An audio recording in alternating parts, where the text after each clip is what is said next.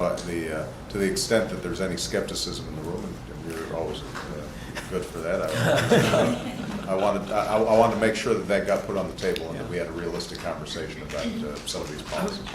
Well, I think that's a realistic time frame.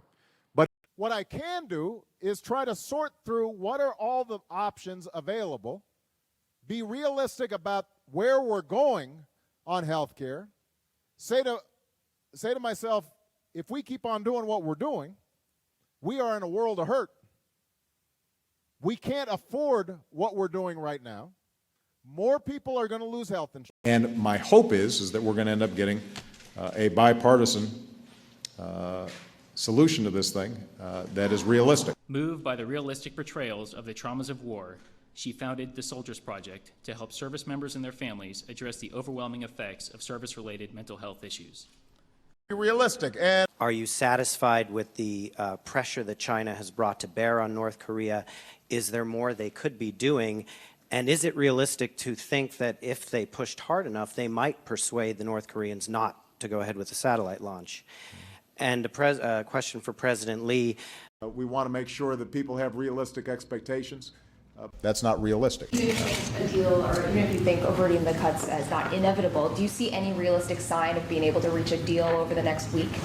Hope springs eternal. The process is important that it is looked at, but also we should be realistic. Because again, whilst we say we need that, as the president was saying, we don't want people who are just going to come and sit there and enjoy status. We've now had a series of conversations, and it has never been realistic that we would resolve the entire problem all at once. And I've been very realistic, I think, with my European partners.